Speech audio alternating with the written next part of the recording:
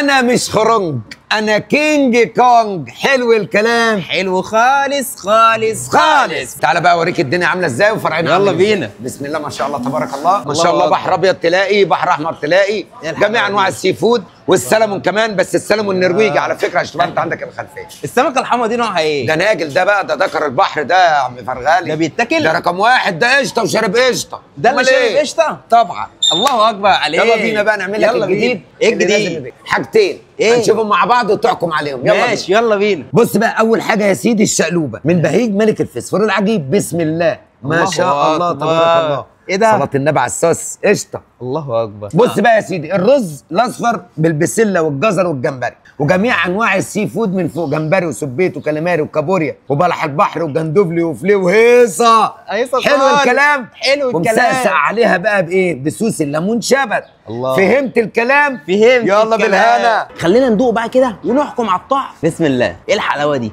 ايه الجمال ده؟ ايه الطعامه دي؟ انا مش خرنج، انا كينج كونج. حلو الكلام، حلو خالص خالص خالص. بص يا سيدي، الرز الصياديه من تحت الفرشه كامله تمام. مع 10 حبات جمبري مقلي راسوديل، انما ايه؟ بسبوسه. يا بسبوسة و10 أنت. حبات جمبري بتر فلاي بيموت. الله اكبر. و10 حبات جمبري مشوي على الجريل مع رشه ملح ورشه كمون وخلاص. وعندك 300 جرام جمبري مقلي لحم، انما ايه؟ الله. حلو الكلام، حلو خالص. بالها ايه خالص وخلاص. خلاص.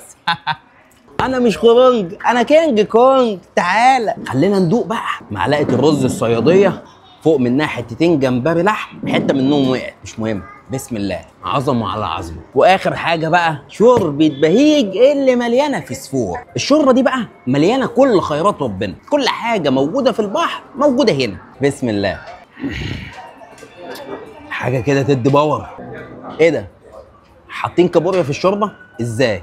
اختراعات بهيج الجديده 100 100. الفرع ده اكبر فرع لبهيج موجود في مصر، يشيل اكتر من 1000 واحد، والمكان الديكوريشن بتاعته عالميه، والاجواء تحسسك انك قاعد في قلب قاع الهامور. بهيج ملك الفسفور العجيب وخلاص.